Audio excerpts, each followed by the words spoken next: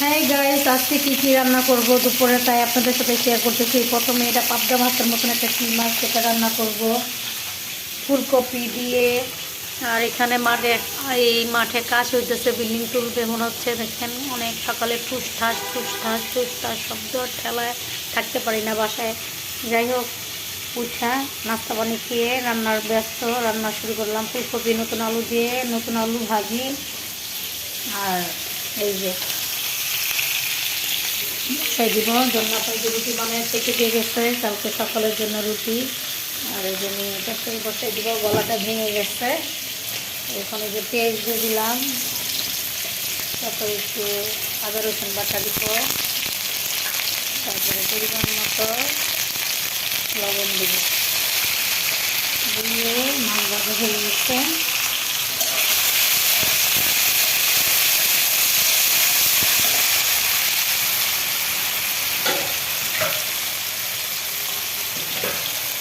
পানি দিয়ে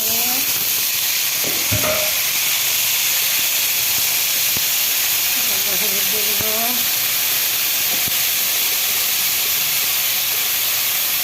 মরিচের গুঁড়ো দেবো, দিয়ে ভালো মতন কষিয়ে নেব।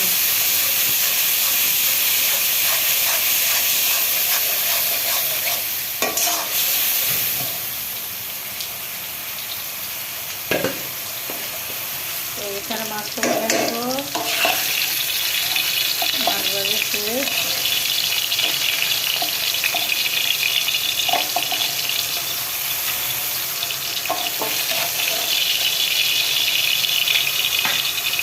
আলু ভাজি বসে দিচ্ছি।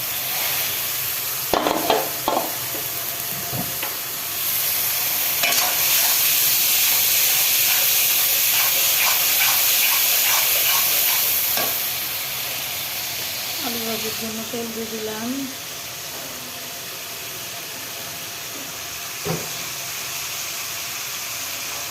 তেল দিলাম,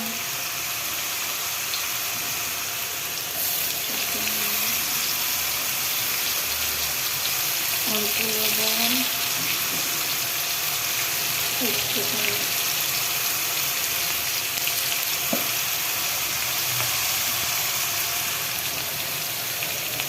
এখন দিয়ে দিলাম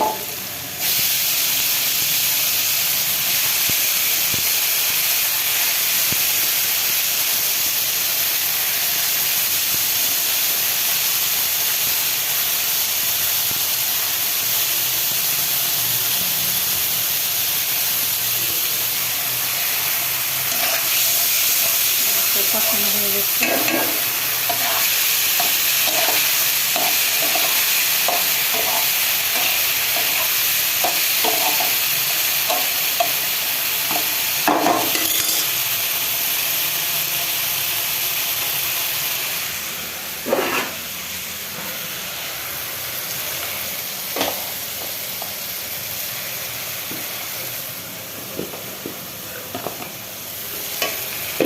ভালো মতন কষাই নিচ্ছি, এখন ফুলকপি দিয়ে ভালো মতন কষাই।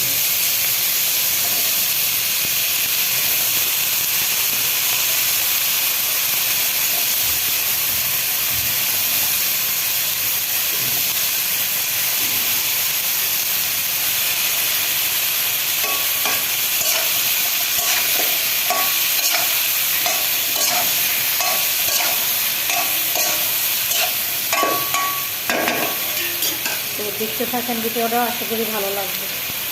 তো আমার এখানে ভাজি হয়ে গেছে প্রায়, এখন ধন্যবাদ দিন।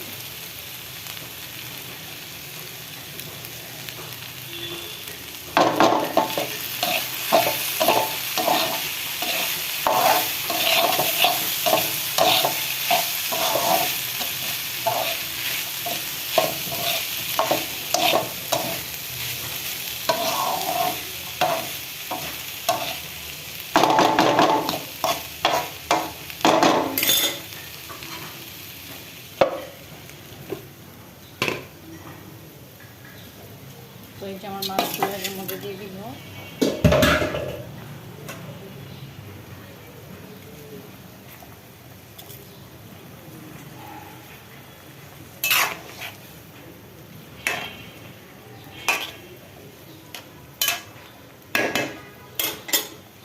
সাথে যে আমার কাঁচামরিচ আর ধনিয়া পাতা এটি সব দিয়ে দিব।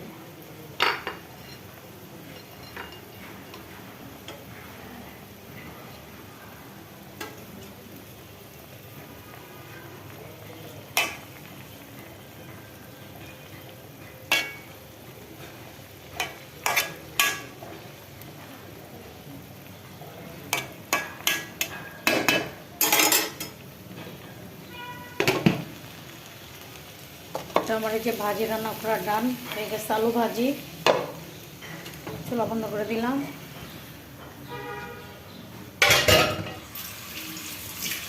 আশেপাশে ওনারা কত কষ্ট করে দেখেন কি ওয়াল ভাঙছে, ইট ভাঙতেছে, কত কিছু।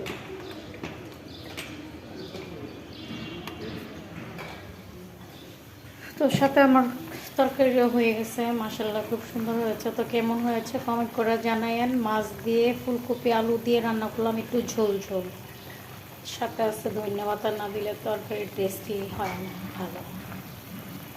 তো কেমন হয়েছে কমেন্ট করে জানায়েন। বাই বাই, আজকে এই পর্যন্ত শেষ করলাম। ভালো থাকবেন, আসসালামু আলাইকুম।